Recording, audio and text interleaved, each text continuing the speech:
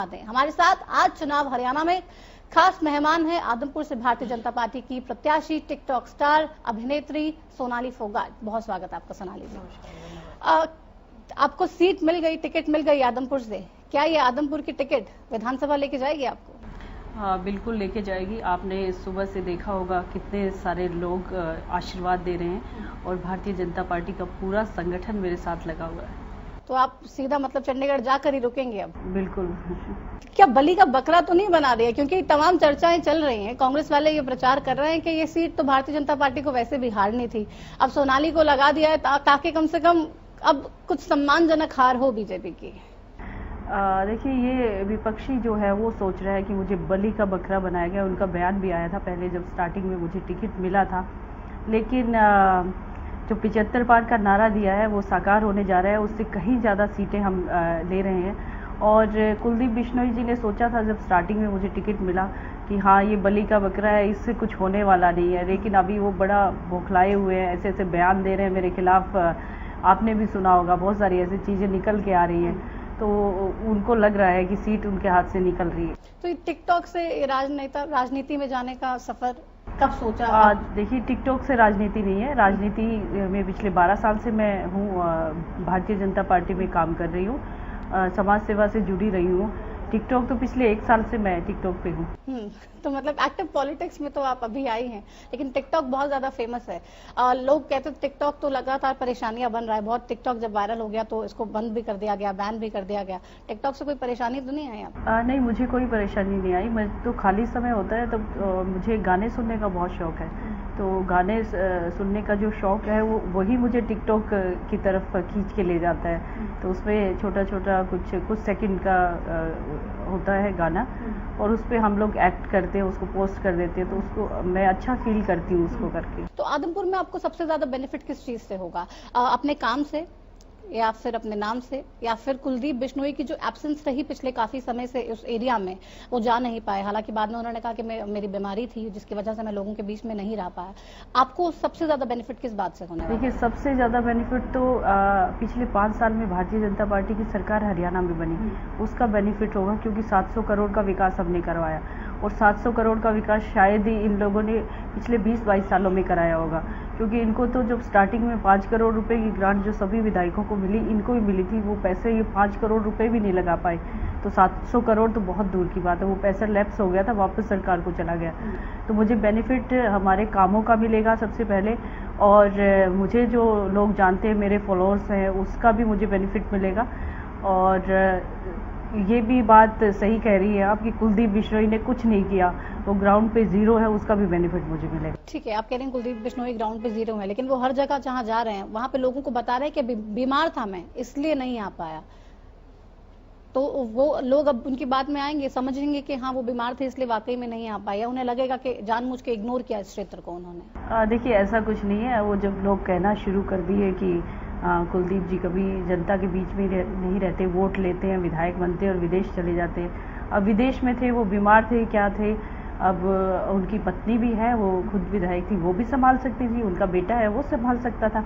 अगर वो बीमार थे तो उनकी जगह अगर आपकी जिम्मेदारी बनती है लोगों के प्रति, अगर आपने चुनाव लड़ा है, आप विधायक हैं, तो आप बेटे को भेजिए, उनके भाई है राजनीति में, उनका पूरा परिवार राजनीति में, और वो दम भरते हैं इस बात का कि आदमपुर मेरा फेस है, आदमपुर मैं आदमपुर हूँ, हमारा गढ़ है आदमपुर। तो उस आदमपुर को उन्होंने ऐसे छोड़ दिया, ऐसे कैसे? मतलब दोनों चीजें तो नहीं हो सकती ना। अच्छा, तो कैसे हो सकती? कुलदीप बिश्नोई कह रहे हैं मैंने आदमपुर के लिए सब कुछ लगा दिया, सीएम साहब कह रहे हैं मैंने 5 साल में विकास की झड़ी लगा दी, 90 की 90 विधानसभाओं में समान काम किया, लेकिन हम जब यहाँ पहुंचे तो तमाम सी परेशानियां हमने भी देखी। सड़कें तो बहुत कम देखने को मिली, हर जगह गड्ढे देखने को मिले, तो उन गड्ढों को कौन भर पाएगा आखिर? देखिए, कुलदीप बिश्नोई जी ये कहते हैं कि मैंने क्या विकास किया। उन्होंने विधानसभा में उनकी हाजिरी देखिए, 5% भी नहीं मिलेगी आपको। 5% तो मैं ज़्यादा ही बता रही हूँ। ना विधानसभा में उनकी हाजिरी है और ना ही जनता के बीच उनकी हाजिरी है। और ये बात सच है कि भारतीय जनता पार्टी की सरकार ने विकास शुरू किया है। यहाँ पे गड्ढे ज़रूर है सड़कों पे, सारा काम हम 5 साल में हम कैसे करवाएं? जो पिछले 50 सालों का जो खामियां है वो कैसे भर देंगे? मैं मानती हूँ कि भजन लाल जी के समय में विकास हुए, इस क्षेत्र का विकास हुआ है, लेकिन भजन लाल जी जब से गए हैं और कुलदीप बिश्नोई जी जब से आए, कुलदीप बिश्नोई जी को राजनीति की बिल्कुल समझ नहीं है कि राजनीति उन्होंने सोचा कि मुझे विरासत में मिला है और मैं ये इस काम को कर सकता हूँ और लोग मुझे पसंद करेंगे क्योंकि मेरे पिता ने काम किए। अब जनता इतनी बेवकूफ़ नहीं है, आपके पिता ने काम किए तो आपके पिता का कर्ज जनता चुका चुकी है, उनको वोट दिया, उनको बनाया, मुख्यमंत्री रहे 3 बार, तो आपकी जिम्मेदारी जो है आप निभाइए ना। आपकी जिम्मेदारी आप निभाएंगे तभी आप जनता के बीच आप उनकी अगुवाई कर सकते हो। कि इतना ओवर कॉन्फिडेंस जिसको तमाम विपक्षी कह रहे हैं कि लोकसभा चुनावों के बाद आए भारतीय जनता पार्टी में, या पहले से ही मान के चल रहे थे कि 75 पार? जी, ओवर कॉन्फिडेंट नहीं कहूँगी मैं इसको, ये तो हमारा अधिकार है। जब हम काम करवा रहे, जनता हमारे साथ है तो हम पूरे अधिकार के साथ बोल रहे हैं इस बात को। और अधिकार इसलिए समझते हैं, हम लोगों के बीच में रहते हैं। भारतीय जनता पार्टी का कार्यकर्ता एक दिन भी खाली नहीं बैठता। भारतीय जनता पार्टी इतने काम अपने वर्कर्स को दे के रखती है, रोज नए कार्यक्रम होते हैं, हमारे सरकार की योजनाएं होती है, वो भारतीय जनता पार्टी का कार्यकर्ता बताता है लोगों के बीच में जाके। तो ये तो देखिए हमारा संगठन है और उसकी मजबूती है जो हम इस तरह से आगे बढ़ रहे हैं। तो महिलाओं का कितना साथ मिल रहा है? एक महिला हैं आप, महिलाएं, बच्चियां, उनकी जो समस्याएं हैं, आप देखिए विमेन सेफ्टी, विमेन सिक्योरिटी आज एक मेजर इशू बन के रह गया है। आपको अगर मौका देते हैं, यहाँ की महिलाएं आप पे विश्वास करती हैं, तो महिलाओं के लिए क्या करेंगे आप? बिल्कुल, महिलाओं का बहुत साथ मिल रहा है और आगे बढ़कर सामने भी आ रही है और कह रही है कि एक महिला को टिकट मिला है, हम जरूर इनको वोट डालेंगे। कम से कम हमें समझ सकती है। और हमें कुछ महिलाओं को तो ये भी पता नहीं है विधायक कौन है यहाँ का, क्योंकि कभी बीच में उनके आया ही नहीं। और उनकी समस्याएं, कुछ गाँव में पानी की समस्या है तो उनको सर पे पानी ढो के लाना पड़ता है। तो वो मैं समझती हूँ उस बात को, मैं भी गांव में पली बड़ी हूँ। हमारे टाइम में भी जब मैं छोटी थी तो सर पे पानी लेके आते थे दूर से। और अब इन गाँव में देखिए, हरियाणा अभी इतना पिछड़ा हुआ नहीं है जितना कि यहाँ की कुछ गाँव में पानी की कमी है। तो उस समस्या को हमें, ये कुलदीप बिश्नोई जी की कमी है जो अब अभी भी कुछ गाँव में सर पे महिलाओं को पानी लेके आना पड़ता है, 1000 रुपये एक टैंकर का पानी का चुकाना पड़ता है। तो वो अगर विकास कर देते तो ये सब महिलाओं को इससे जूझना ना पड़ता। और दूसरा मैं ये बताना चाहूँगी कि विकास के लिए जो महिलाओं के हित में जो काम करने वाली सरकार है, वो सिर्फ भारतीय जनता पार्टी की आई, उसने बहुत सारी ऐसी चीज़ें करवाई। एक चीज़ मैं बताना चाहूँगी कि हरियाणा में जो महिला थाने हर डिस्ट्रिक्ट में खुलवाए, वो हरियाणा में इस बीजेपी की सरकार ने खुलवाए। और बहुत सारी योजनाएं कि महिलाएं सशक्त होंगी। आपके पास क्या प्लान है बेसिकली, क्योंकि आप देखिए क्राइम का जो आंकड़े हैं महिलाओं के प्रति वो लगातार बढ़ रहे हैं, उसको रोकने के लिए एक महिला क्या एक बेहतर विकल्प के तौर पे क्या एक बेहतर परेशानी का हल निकाल सकती हैं? देखिए, हरियाणा में हरियाणा के लोग बड़े मजबूत माने जाते हैं, महिलाएं भी वैसे ही हैं। खेल जगत में बाहर निकल के आ रही हैं लड़कियां, तो जो खेल जगत में बाहर निकल के आ रही हैं उनको हम अपना आगे उनकी अगुवाई कर सकते हो, वो महिलाएं, और दूसरों को मोटिवेट कर सकती है। सरकार में कुछ ऐसी योजनाएं चलाएंगे हम कि वो उनके माध्यम से, उन्हीं महिलाओं के माध्यम से और महिलाओं को प्रेरित किया जाए। दूसरा मैं सोची हूँ कि ये जो क्षेत्र है थोड़ा पिछड़ा हुआ है, तो बाकी सुविधाएं तो हो ही सरकार के माध्यम से, पर छोटे मोटे उद्योग भी लगाने चाहिए, या सिर्फ जो महिलाएं घरों में बैठ के काम कर सके, समूह बना के काम कर सके। यहाँ का जो कल्चर है, कोई छोटी मोटी चीज़ें, कढ़ाई बुनाई का कुछ भी हो, छोटी फैक्ट्री लगा के और विदेशों में उनका सामान भेजा जाए, क्योंकि हरियाणा तो आपकी प्राथमिकता रहेगी। बिल्कुल बिल्कुल, महिलाओं के हित में बहुत सारे काम करने की आवश्यकता है अभी। कुलदीप बिश्नोई लगातार ये कहते हैं कि मैं तो बीमारी की वजह से नहीं आ पाया। सोनाली फोगाट तो एक्ट्रेस हैं, आप एमएलए बना के चंडीगढ़ भले ही भेज दीजिए, लेकिन उसके बाद आने नहीं वाली। अभी तो वोट मांगने के लिए हर दरवाजे पे दरवाजा खटखटा रही है, लेकिन बाद में नजर नहीं आने वाली। नहीं, देखिए, एक्ट्रेस का जहाँ सवाल आता है तो मैं पहले भी पार्टी को ज़्यादा समय दिया है, मैंने अपना जो अभिनय क्षेत्र है उसको कम दिया है। जितना काम करती हूँ सीमित करती हूँ, यहाँ कर्तव्य पहले मैं निभाऊंगी। और अब तो बहुत बड़ी जिम्मेदारी है, लोगों की जिम्मेदारी पूरी विधानसभा की, 1,60,000 हमारी यहाँ पे जनसंख्या है इस विधानसभा में। तो पहले मुझे अभिनय तो बाद में आता है, जब मुझे समय मिलेगा तो करूँगी। और दूसरा मैंने अभी हरियाणा में शुरू किया है, मैं अपने कल्चर को लेके, और हमारा फिल्म आयोग यहाँ पे गठित हो चुका है, तो मैं यहीं पे ज़्यादा काम करूँगी मुंबई की बजाय, तो दोनों चीजें साथ साथ चल सकती है मेरी। चल सकते हैं, लेकिन ये भी तो प्रचार किया जा रहा है कि सोनाली ग्रामीण अंचल को समझती नहीं है, गांव के लोगों की परेशानियों को समझती नहीं है, गांव में कैसे काम होता है वो नहीं जानती, किसानों को क्या परेशानियां हैं, कैसे उसको हल करना है, इस बारे में कोई उनको जानकारी नहीं है, तो वो काम कैसे करेंगे? देखिए, कुलदीप बिश्नोई और मुझे साथ में बिठा लीजिए और कहीं कोई भी आप तुलना करके देख सकते हैं। मैं तो खुद किसान की बेटी हूँ और मैंने खेत में काम भी किया है, गाँव में पली बड़ी हूँ और इस क्षेत्र में ही मेरा जन्म हुआ। ये विधानसभा है, यहीं पे मेरा जन्म हुआ। यहाँ पे किस तरह की ज़मीन है, कहाँ पानी लगता है, कहाँ नहीं लगता है, महिला की क्या समस्या है, दूसरे लोगों की क्या समस्या है, मैं एक एक गांव के बारे में बता सकती हूँ। मुझे सारी जानकारी है, मैं यहीं रहती हूँ। कुलदीप बिश्नोई जितना मैं जानती हूँ उतना शायद नहीं जानते होंगे, वो लंदन में रहते हैं ज़्यादा। तो मतलब आपको तमाम चीजें यहाँ मुझे सब जानकारी, तमाम परेशानियां भी मालूम है और इन परेशानियों का इलाज भी आप ही करने वाली हैं? बिल्कुल करने वाली हूँ और मुझे पूरा विश्वास है।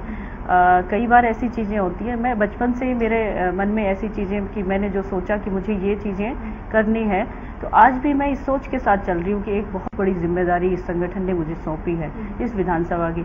मैं जीत भी हासिल करूँगी और इस हल्के का विकास भी मेरे हाथों ही होना है। भारतीय जनता पार्टी, इस संगठन मुझ पर इतना विश्वास बना के चल रहा है, तो इस संगठन के सहारे मुझे इस हल्के का विकास करना है। जब टिकट बंटवारा हुआ तब आप जिस विधानसभा से टिकट मांग रही थी वहां से टिकट मिली नहीं, जब पहली लिस्ट आई तो चौंका देने वाली थी, बड़े बड़े नाम टिकट से कट गए, मौजूदा विधायकों के टिकट कट गए। उसके बाद आपको लगा कि कहीं टिकट मिलेगी या नहीं मिलेगी, कुछ संशय दिल में आया? हाँ, मैं दूसरी विधानसभा से तैयारी में थी कि हाँ, वो मेरे ससुराल का गाँव उस विधानसभा में पड़ता है, तो वहाँ से तैयारी की। पर ये और वो विधानसभा साथ लगती है, ज़्यादा वो दूरी नहीं है उसमें। टिकट मांगा ज़रूर था लेकिन कट गया था टिकट, थोड़ी निराशा हुई, सभी को होती है। और उसके बाद जैसे 2-3 दिन का बीच में समय था, तो 2 दिन बाद संभल गए थे कि देखिए सरकार बननी है पार्टी की, फिर से हमें काम करना है, लगना है, तो अपने आप को ठीक करके लगे। तो बस उतने मेहनत आपको भी करनी पड़ी दोबारा से दूसरी लिस्ट में अपने नाम को डलवाने के लिए? नहीं, ऐसा कुछ नहीं है, मुझे जानकारी नहीं थी इसकी। मुझे ऑप्शन में सीटें ज़रूर पूछी गई थी, तो अपने आप से ही पार्टी ने ये विचार किया, पर मुझे उम्मीद नहीं थी कि मुझे यहाँ से टिकट मिलेगा। लेकिन मिल गई। अब क्या लग रहा है, जीतने वाली हैं? बिल्कुल जीतने वाली हूँ, बिल्कुल जीतने वाली हूँ। चुनौतियाँ स्वीकार करना और उस पे खरा उतरना, तो यही सब चीज़ें। देखिए, हरियाणा की बेटी हूँ, बड़ी मजबूती के साथ चलती हूँ। हरियाणा की महिलाएं जो कोई भी फैसला हो उसको आसानी से लेती हैं और आगे बढ़ के काम करती हैं। तो लोकसभा चुनावों जैसा ही आप अभी माहौल देख रही हैं या आपको लग रहा है विधानसभा के मुद्दे अलग हैं? मुद्दे ज़रूर अलग हैं, लेकिन जो लोगों के बीच में जो चीज़ें सामने आ रही हैं, मैं जहाँ भी जा रही हूँ कहीं से भी मुझे नेगेटिव नज़र नहीं आया। सबका आशीर्वाद मुझे मिल रहा है और वैसी ही लहर है जैसे लोकसभा के समय में थी। चले, तो सोनाली को आपने सुना, जो साफ तौर पे कुलदीप बिश्नोई को खुली चुनौती दे रही हैं और ये बता रही हैं कि आपकी राहें इतनी आसान नहीं है और ये आदमपुर की जंग मैं ही जीतने वाली हूँ। फिलहाल तमाम चुनावी कार्यक्रम है इनके और उन तमाम कार्यक्रमों में ये व्यस्त हैं। चलते हैं इनके साथ, इनके कार्यक्रमों में, और रास्ते में इनसे बात करते चलेंगे कि आगे क्या कुछ प्लान है इनका और जो तमाम आरोप इनके ऊपर लग रहे हैं उसको ये कैसे खारिज करते हैं और इतनी बड़ी चुनौती के लिए सोनाली का आखिर प्लान क्या है। चलिए, तो कितनी बड़ी चुनौती है इस बार आदमपुर से? चुनौती तो देखिए हर काम में होती है, कोई भी काम हो, और हर सिचुएशन को आपको ठीक से मैनेज करना आना चाहिए। तो चुनाव भी बहुत बड़ी चीज होती है, चुनाव लड़ना, और मेरे लिए तो पहला चुनाव है ये। पहला चुनाव है और सीधा इतना बड़े मुकाबले में आपको भेज दिया। कुलदीप बिश्नोई आपके सामने चुनावी मैदान में है, कितना मुश्किल है? देखिए, पहली बार ही मुझे कह रही हैं कि इतने बड़े उसमें भेज दिया। हम भारतीय जनता पार्टी के जो लोग हैं एक बहुत बड़े संगठन के साथ मिल के काम करते हैं, बड़ा संगठन है, तो बड़ी चुनौती मुझे नहीं लगती। वो संगठन सब कुछ संभाले हुए हैं और साथ मिल के कर रहे हैं सब लोग। तो आपको लग रहा है कि बहुत इजी है क्योंकि संगठन आपके साथ लगातार काम कर रहे हैं? हाँ। इस चुनाव की अगर बात करें, टिकटॉक को लेकर पूरा का पूरा जो कैंपेन है उसमें आपको मदद मिली? क्योंकि हमने देखा पहले तो टिकटॉक स्टार्स बहुत फेमस होते रहते हैं, लेकिन जैसे ही आपका नाम आया तमाम आपके टिकटॉक सामने आ गए और टिकटॉक को भी अब आप कैंपेन में बहुत यूज कर रहे हैं। हाँ, मैं कभी कभी बीच में जैसे आप लोग कभी आग्रह करते हैं तो मैं कर लेती हूँ, लेकिन अभी समय नहीं है टिकटॉक का। अभी चुनाव लड़ रही हूँ तो वोट मांगने का समय है, और जब हम जनता के बीच में जाएंगे और अपने इस क्षेत्र में काम करेंगे तब टिकटॉक का इस्तेमाल करेंगे। बहुत अच्छे से महिलाओं के साथ करूँगी और सभी के साथ टिकटॉक हम करेंगे। जो विरोधी हैं वो कह रहे हैं कि नहीं, सोनाली तो बस टिकटॉक ही बना ले, वही काफी है, चुनाव वुनाव भूल जाए वो। बिल्कुल, वो लोग कह रहे हैं, ये बात मैंने भी सुना है। देखिए, अब मैं मैदान में उतरी हूँ तो मुकाबला करने की हिम्मत होनी चाहिए। क्यों पीछे हट रहेगी? मुझे कह रहे टिकटॉक ही बना ले, टिकटॉक भी बनाऊंगी और मैं आपसे मुकाबला करने को तैयार हूँ, तो आप भी तैयार रहिए ना। ये उनके लिए कितनी बड़ी चुनौती है, क्योंकि आप तो कह रहे हैं तमाम संगठन वाले एकजुट होकर आपकी पूरी मदद कर रहे हैं इस चुनाव में, तो आप ये चुनौती अपने लिए ना देखकर कुलदीप बिश्नोई के लिए देख रही हैं? बिल्कुल देख रही हूँ, मैं कुलदीप बिश्नोई जी के लिए ही देख रही हूँ, क्योंकि उनकी जो पार्टी है, उनकी आपसी जो कलह है, उसमें उनका कोई मजबूती मुझे नजर नहीं आती। और मेरा जो संगठन है बहुत ताकतवर और बहुत बड़ा संगठन है, और जो मतलब अच्छे कामों की वजह से भी जाना जाता है। तो ऐसा संगठन का साथ हो तो फिर चुनौती उन्हीं के लिए मैं समझती हूँ। तमाम पार्टियां कह रही हैं कि आज बीजेपी के पास 370 के अलावा और कोई मुद्दा नहीं है वोट मांगने के लिए, हर जगह जाते हैं बस 370 की बात ही करते हैं। तो सोनाली भी हर जगह जाके 370 की बात करती है या कोई विकास के काम भी गिनवाती है? देखिए, बहुत सारी चीजें, बहुत सारे विकास है। हरियाणा प्रदेश में बहुत सारे विकास है, और इस विधानसभा में भी बहुत सारे काम, 700 करोड़ का जो काम किया है, हमारे पास गिनवाने को बहुत सारी चीजें हैं। और 370 की मैं बात करूं तो पहली बार मतलब भारत के प्रधानमंत्री का इतना बड़ा फैसला जो है, वो क्या कभी कांग्रेस सरकार ने सोचा था धारा 370 हटाने का? कभी उन्होंने सहयोग भी नहीं किया इसमें।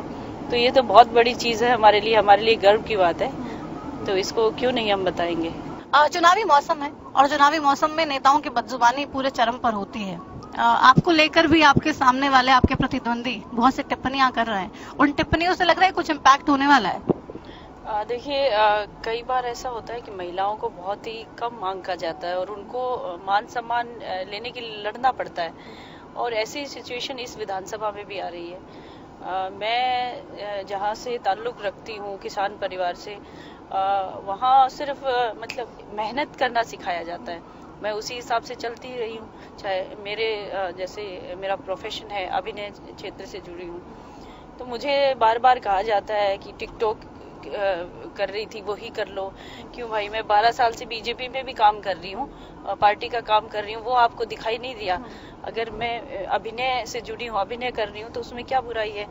आप भी एक महिला है, आप टीवी एंकर हैं और आप इंटरव्यू लेने जाती हैं जगह जगह। आपको कहीं कोई ऐसी बात कहता है कि देखो जगह जगह ये अपना जाके लोगों से मिल रही है, कर रही है, क्या क्या काम है?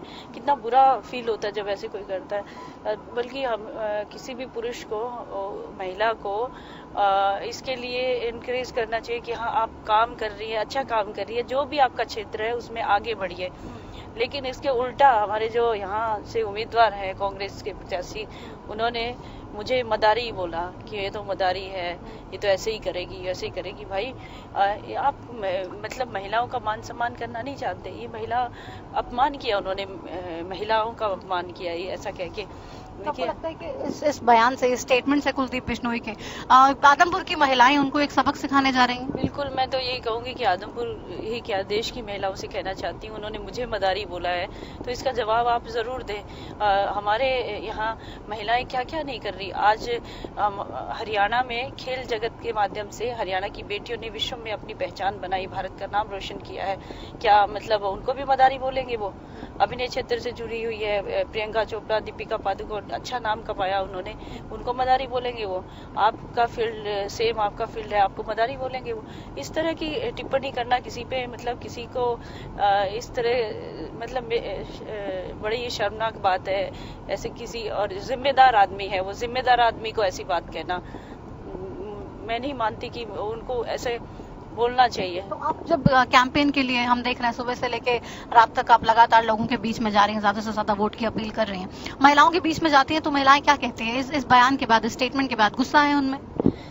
देखिए, वो आशीर्वाद देती है मुझे और कहती हैं बेटा आप ही की जीत होगी, आप ही की जीत होगी और उनको हम जवाब देंगे, आपकी जीत करवा के हम उनको जवाब देंगे। तो निश्चित ही महिलाओं को में गुस्सा है इस बात का कि उन्होंने मुझे मदारी बोला। पुरुषों में भी गुस्सा है क्या? बिल्कुल साथ दे रहे। मैं यहाँ ये जो विधानसभा है इसमें मेरा ननिहाल पड़ता है, मेरा तो सब लोग मुझे आशीर्वाद देते हैं, बेटा आप आगे बढ़ो, हमारा आशीर्वाद आपके साथ है और आपके साथ ऐसा कोई कुछ नहीं कर सकता, हम लोग आपके साथ खड़े हैं। तो लोग तो चलिए आपके साथ खड़े हैं, लेकिन एक इंसिडेंट पीछे हुआ, वो कह रहे सोनाली को गुस्सा बहुत आता है, बिल्कुल नेता बन गई सोनाली, भारतीय जनता पार्टी की एकदम टिपिकल नेता, हर जगह जाकर भारत माँ के जय के नारे लगवाते हैं और जो नहीं लगाता उसको सीधा पाकिस्तानी बता देते हैं। देखिए मैंने भारत माता की जय का जो नारा लगाया और उसमें आप भी अगर मेरी जगह होती तो आप भी शायद यही कहती कि भारत माता की जय, और फिर मैं 3 बार बोल रही हूँ, ग्रामीण साहब बोल रहे और दूसरे जो यंगस्टर जो कॉलेज वाले लड़के हैं जो उनके भेजे हुए थे उन्होंने नहीं बोला। भाई कांग्रेस वालों ने तुम्हें भेजा है मेरा सभा खराब करने के लिए, बाद में कर देते सभा खराब, कम से कम भारत माता की जय तो बोलते, उनको कम से कम अपने देश के लिए तो कुछ सम्मान रखना चाहिए ना। इसीलिए मुझे इसी बात का गुस्सा आया। मैं उनको सिखाना और बताना चाह रही थी कि आपका अपने देश के प्रति सम्मान जरूरी है। तो वैसे तो देखिए आप बोलने चालने में गुस्से वाली लगती नहीं है, तो गुस्सा सिर्फ उसी बात पे आए क्या? बिल्कुल मैं ज्यादा गुस्से वाली नहीं हूँ, पर जब मेरे देश की बात आती है, उसके सम्मान की बात आती है तो फिर मैं चुप नहीं रह सकती। बहुत से लोगों के जहन में ये भी है, हम टिकटॉक पे तो बहुत से टिकटॉक आपके नाम आने के बाद सबने देख लिए, लेकिन उसके इतर सोनाली की जिंदगी में सोनाली ने क्या क्या किया है, लोग ये भी जानना चाहते हैं कि सोनाली ने, आप भारतीय जनता पार्टी से भी आप जुड़ी रही, आपने लगातार वहां पर भी पार्टी के लिए काम किए, लेकिन तमाम चीजें अब सामने आई टिकट मिलने के बाद। इसके अलावा आपने निजी जिंदगी में स्कूलिंग कहाँ से की, अब वो सब सफर क्या रहा? देखिए फतेहाबाद डिस्ट्रिक्ट है हरियाणा में, वहाँ गांव है भूतन कला, वहाँ की मैं बेटी हूँ और वहीं के सरकारी स्कूल से मैंने 10वीं तक पढ़ाई करके मेरी शादी हो गई हिसार में। हिसार में फिर आगे की पढ़ाई मैंने जारी रखी और उसी बीच मैं समाज सेवा से जुड़ी, अभिनय क्षेत्र से जुड़ी। ससुराल वालों ने बड़ा साथ दिया कि आगे बढ़ के काम करिए जो करना चाहती है, तो बड़े मेरी जो मदर इन लॉ बड़े खुले विचारों की साथ देती है हमेशा। तो ऐसे ही ये सफर चलते चलते यहाँ तक मैं पहुँच गई। 12 साल से भारतीय जनता पार्टी से जुड़ी हूँ और 20 साल से अभिनय क्षेत्र से जुड़ी हूँ। अभिनय क्षेत्र में मैं ज्यादा बीच में मैंने ब्रेक ले लिया था जब पार्टी की जिम्मेदारियां मुझे ज्यादा संभालनी पड़ी, और अभी 5 से 6 साल हो गया मुझे यहाँ हरियाणा में काम करते हुए। पहले मैं बाहर मध्य प्रदेश और झारखंड में बीजेपी में काम कर रही थी। तो बस यही चलते चलते और बीजेपी का संगठन ने मुझ पे भरोसा जता के ये टिकट दिया और ये सीट भी इतनी आप जानती कैसी सीट है, सीट दे दी। आप टिकट तो किसी और सीट के लिए मांग रही थी, लेकिन भारतीय जनता पार्टी ने आपको आके यहाँ पे दे दिया। तो जब मालूम हुआ कि टिकट आपको यहाँ आदमपुर से दे दी गई है, तो क्या नर्वसनेस हुई, टेंशन हुई कि भाई मुझे तो वहां से चाहिए थे, यहाँ से कैसे दे दिया? नहीं, जब आप लगातार होमवर्क वहीं कर रही थी। हाँ, मेरी जो दूसरी सीट थी जिसपे मैं काम कर रही थी, वहाँ से पहले नाम आ गया किसी और का, तो थोड़ी मुझे निराशा हुई कि क्या पार्टी ने मुझे इस काबिल नहीं समझा कि मैं चुनाव लड़ सकूं। निराशा हुई। फिर जब ये बात की होगी सीधे ऊपर के क्या हो गया, मुझे रिजेक्ट क्यों कर दिया? हाँ, फिर कहा संगठन ने देखिए आपके लिए अच्छा सोचा जा रहा है, चुनाव शायद ना लड़वाएं, पर आपके लिए बहुत अच्छा सोचा जा रहा है, आप अच्छी कार्यकर्ता है। मुझे नहीं पता था मेरे को इतना अच्छा कार्यकर्ता माना जा रहा है कि मुझे इतनी बड़ी जिम्मेदारी दे रहे हैं। तो नलवा में एक साधारण वो रहता, जहाँ मैं 5 साल काम कर चुकी हूँ, और यहाँ तो सच में बहुत बड़ी चुनौती है और बहुत बड़ी जिम्मेदारी है। तो आप देखिए जिम्मेदारी के साथ साथ अब इसलिए इतनी हॉट सीट पे आई तो पूरा का पूरा national media attention, international media, तमाम मीडिया की निगाहें भी आप पे आके टिक गई हैं कि सोनाली कैसे कुलदीप बिश्नोई की जीत के रथ को रोक पाएंगी, उनके गढ़ आदमपुर में उनको किला फतेह करने से आप रोक पाएंगे एक बार फिर से। ये आपके लिए चुनौती है, इसके लिए कुछ खास प्लान तैयार किया है क्या? देखिए प्लान तो ये बीजेपी के जो लोग हैं वो स्टार्टिंग से ही जो वर्क करना शुरू करते हैं ना, वो उनका तरीका दूसरों से थोड़ा सा अलग होता है, और वही 12 साल का मेरा एक्सपीरियंस है वो काम आएगा। बस वो उसी प्लानिंग। तो 75+ जो कह रहे हैं वो साकार होगा? 75 में ये आदमपुर भी शामिल है क्या? आदमपुर बिल्कुल शामिल है, बिल्कुल। लोग कह रहे हैं कि इस बार हम यहाँ इस विधानसभा की धारा 370 तोड़ने जा रहे हैं। हर किसी की जुबान से यही निकल रहा है और 75 से भी कहीं ज्यादा सीटें आने वाली हैं। 75 से ज्यादा सीटें आने वाली हैं। आपको क्या लगता है विकास के मायने में आदमपुर कितना पिछड़ा है? आपको अगर मौका देती है यहाँ की जनता तो आप उनके लिए क्या कुछ करने वाली हैं? विकास के मामले में बिल्कुल ही जीरो समझूंगी मैं आदमपुर को। मैंने दूसरी विधानसभाएं देखी हैं, हरियाणा की और शहर और जगहें देखी हैं। वहाँ पे सब चीजें बहुत अच्छे ढंग से मैनेज्ड हैं। और यहाँ देखा, ये ढानियों में लोग रहते, कहीं भी पक्के रास्ते नहीं है, कच्चे रास्ते जगह जगह जाने में बड़ी दिक्कत हो रही है। स्कूल की लड़कियां मुझे मिलती है, मैम हमें स्कूल की वैन नहीं आती, रास्ता पक्का करवाइए। दूसरा, हाँ, गड्ढे हैं और ये सब। और दूसरा, पानी की समस्या। कुछ गाँव में तो बालसमंद के आसपास के जो गाँव हैं, वहाँ सिंचाई का पानी, टेल पे जो गाँव पड़ते हैं, पानी नहीं पहुँच पाता। और दूसरा, जो बिजली की समस्या हो जाती है, ढानियों में रहने वाले लोगों को ट्यूबवेल कनेक्शन साथ में होता है तो उसका सिर्फ 8 घंटे बिजली मिलती है। तो कई बार ऐसा मौसम होता है, मच्छर ज्यादा होते हैं, बच्चों को परेशानियां होती है। बिजली देखिए, अगर कई बार कई गांव में ऐसा है कि जगमग योजना के तहत हरियाणा सरकार ने 24 घंटे बिजली दी है। तो मेरा तो पहले काम यही रहेंगे, सड़क बनवाना, बिजली की व्यवस्था। उन ढानियों में भी उनका भी अधिकार है, वहाँ भी सुचारू रूप से बिजली शुरू हो जाए। और पानी, सबसे पहला मुद्दा पानी है, पानी की समस्या का हल करवाया जाए। कई गांव में तो पीने के पानी की भी समस्या है। और जो शहर आदमपुर है उसमें अगर बारिश हो जाए तो 2-2 फीट पानी भर जाता है। वो समस्या का समाधान करवाना जरूरी। वहाँ ये सारी की सारी समस्या कुलदीप बिश्नोई की वजह से सीएम मनोहर लाल भी थोड़ा कुछ काम करते 5 साल में तो कुछ हल हो पाता। मैं बताती हूँ आपको, ये सिर्फ सारी की सारी समस्या कुलदीप बिश्नोई की वजह से। उन्होंने पिछले जितनी बार भी उनके परिवार से विधायक रहे, क्या ये कुछ भी जीरो काम है, कुछ भी नहीं करवाया। और ये भारतीय जनता पार्टी का जो सरकार है, विधायक ना होते हुए भी उन्होंने 700 करोड़ रुपया 5 साल में 700 करोड़ रुपया यहाँ पे खर्च किया है। और उन 700 करोड़ से हम लोगों ने शुरुआत कर दी है, कार्यकर्ता ही उसमें लगे हैं, आगे बढ़ के काम किया है। और जो पिछले जिनको टिकट मिला था वो बेचारे दिन रात गली गली गांव घूमे हैं, काम करवाए उन्होंने। और अभी हम लोग बस यही प्लान के साथ चल रहे हैं। मेरे साथ बहुत सारे कार्यकर्ता जुड़े इस विधानसभा के, जो खुद भी टिकट मांग रहे थे। और हम साथ मिलके 700 नहीं, 700 से कहीं डबल पैसा खर्चा करवा के हरियाणा सरकार का ये बिजली पानी की व्यवस्था और ये सड़कों की व्यवस्था ठीक ढंग से करवाएंगे। आप कार्यक्रम में पहुंच गई, अपने बहुत से लोग इंतजार कर रहे हैं, आप उन लोगों के पास जाइए। तो सोनाली लगातार अपने चुनाव प्रचार के कार्यक्रमों में बिजी हैं, हमारे साथ फिलहाल गाड़ी में कार्यक्रम में पहुंच चुकी हैं। तमाम